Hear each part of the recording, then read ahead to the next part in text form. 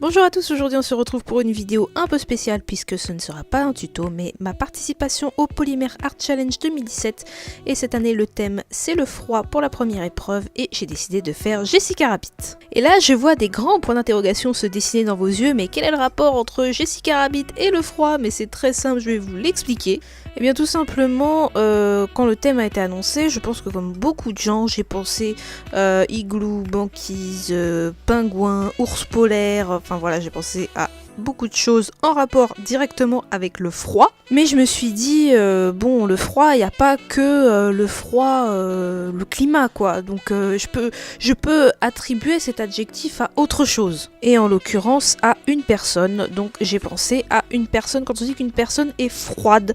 Donc j'ai réfléchi à des personnages de préférence Disney, parce que c'est un peu l'univers aussi de ma chaîne. Et le premier personnage qui m'est venu à l'esprit, c'est celui de Jessica Rabbit, qui est un personnage féminin qui apparaît dans le film Qui veut la peau de Roger Rabbit. C'est un film qui est sorti en 1988 et qui a été produit par une des filiales de Disney, ce qui explique pourquoi on trouve des Jessica Rabbit dans les Disney Store. Et donc dans la première moitié du film, Jessica Rabbit a un personnage qui est plutôt froid, réservé et distant.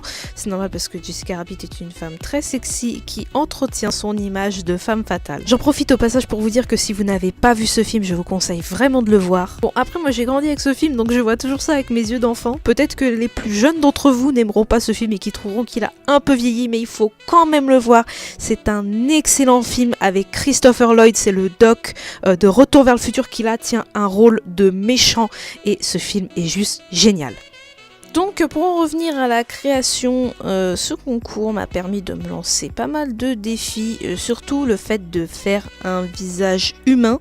Bien que Jessica Rabbit soit un toon, comme on dit dans le film, c'est-à-dire un cartoon, un dessin animé vivant, c'est quand même un visage humain et c'est vrai qu'au départ j'avais l'impression de faire clairement du Picasso. Je me demandais dans quoi je mettais les pieds là et j'y suis allée vraiment en tâtonnant. Donc si vous avez suivi un peu le début de la vidéo, j'y vais vraiment morceau par morceau quoi. Je suis pas là à découper un corps machin entier direct, j'y vais morceau par morceau, je fais vraiment de la bidouille avec ma patte.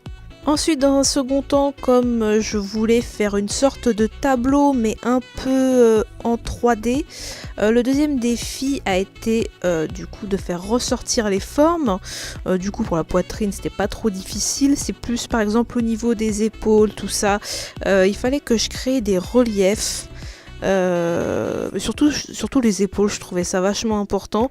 Après j'ai pas l'habitude de faire non plus ce genre de création, c'est la première fois que je fais vraiment une création comme ça, mi 2D, mi 3D. Donc je suis quand même contente du résultat pour une première. Vraiment le fait de faire ce concours ça m'a vraiment lancé un défi. Je me suis vraiment pas mise dans une zone de confort. C'est vrai qu'il y a des éléments que j'ai recommencé plusieurs fois, notamment la tête. J'ai eu un raté la première fois.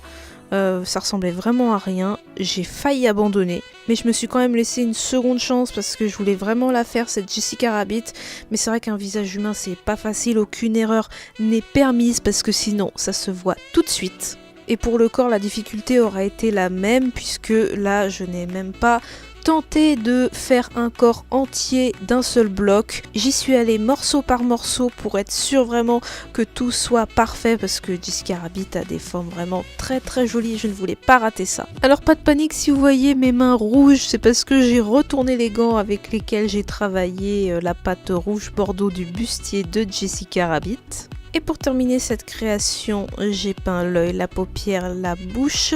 J'ai passé du vernis sur le bustier, j'y ai déposé les belles paillettes rouges et j'ai collé ma création sur le tableau noir.